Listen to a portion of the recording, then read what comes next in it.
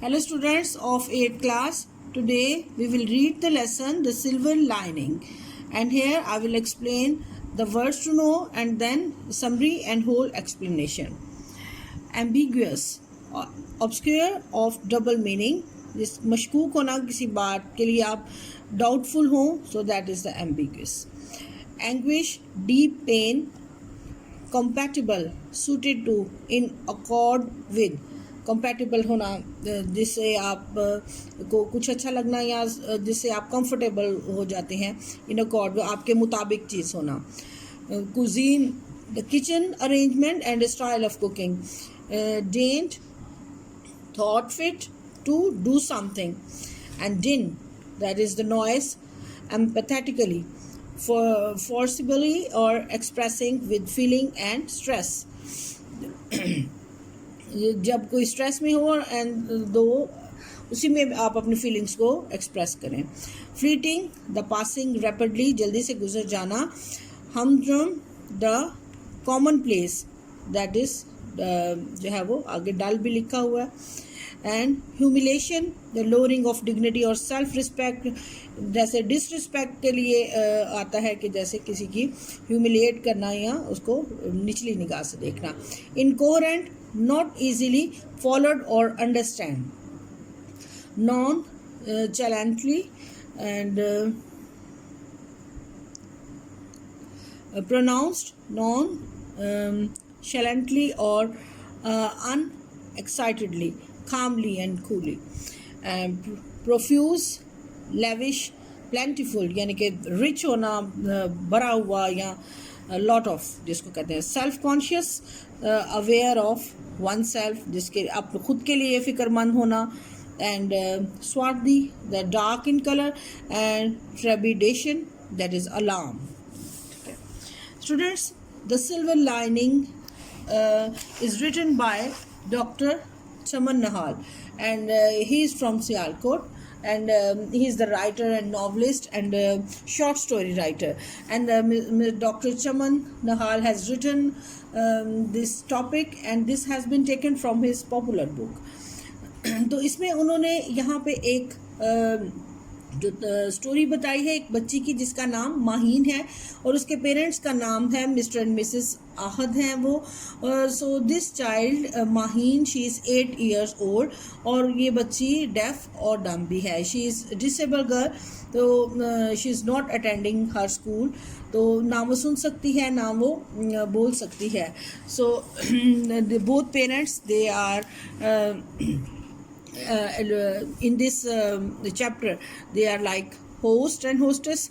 तो जब उनके घर में गेस्ट आते हैं, विजिटर आता है, तो ही ऑब्जर्व द माहीन, तो माहीन को ऑब्जर्व करता है कि वो किस तरह से रिएक्ट करती है और किसी के साथ घुलती मिलती नहीं है.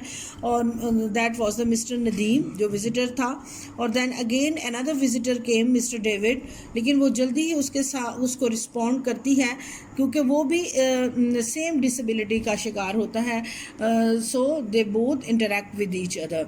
तो मिस्टर डेविड बाद में फिर उनको बताते हैं कि वो भी जो है वो एजुकेटेड पर्सन है और वो ऐसे लोगों के लिए काम करने के लिए अपने मुल्क में आए हैं. सो उनको फिर गाइड करते हैं कि माहीन के लिए भी स्कूल है और ये उसको वहाँ पे भेज सकते हैं. तो this story has a very beautiful theme about hope and love. Students, in the first paragraph, when you read the chapter, you will come to know the whole theme has been written in the first paragraph. So I will read for you and then I will explain. It's difficult to assess the range and quality of the human emotions. Students, यहाँ पे लिखा है कि human emotions या इंसानी जज्बात जो हैं ये बहुत डिफ़िकल्ट है, मुश्किल है कि उसको असेस किया जा सके, उसको नापा तोला जा सके या उसकी क्वालिटी को मेजर किया जा सके, यानी उसके मेयार को देखा जाए. Those with smiling evergreen faces may have the warm like grief gnawing at their existence. हो सकता है कि जिन चेहरों पर बहुत ज़्यादा एवरग्रीन और हर दफ़ा स्माइल रहती है, तो दे हैव ग्रीफ इनसाइड, उनके ज़िंदगी में कुछ ऐसी परेशानियां हैं, मुश्किलें हैं. And a dull idiotic looking person and may be blissfully happy. लेकिन कुछ ऐसे लोग भी हैं जिनको आइडियोटिक लुकिंग पर्सन कहते हैं, जिनको हम कहते हैं कि ये बहुत आइडियल पर्सनैलिटीज़ हैं, दे आर ब्लिसफुल, वो हमेशा खुश रहते हैं। The life is strange humdrum affair, तो ये कुछ लोगों के लिए लाइफ जो है वो हमेशा ही इस तरह से बेलुत्फ भी रहती है। Where even a few moments of the peace snatch should probably be gratefully acknowledged। तो ज़िंदगी में जो few moments peaceful जो होते हैं, जिसमें आप सुकून महसूस कर रहे होते हैं, so that moments are gratefully acknowledged। In moments को acknowledge करना चाहिए, इनको अपनी ज़िंदगी में सराहना चाहिए, क्योंकि ये मोमेंट्स बहुत फ्यू मोमेंट्स होते हैं, हर एक की ज़िंदगी में इसी तरह से है।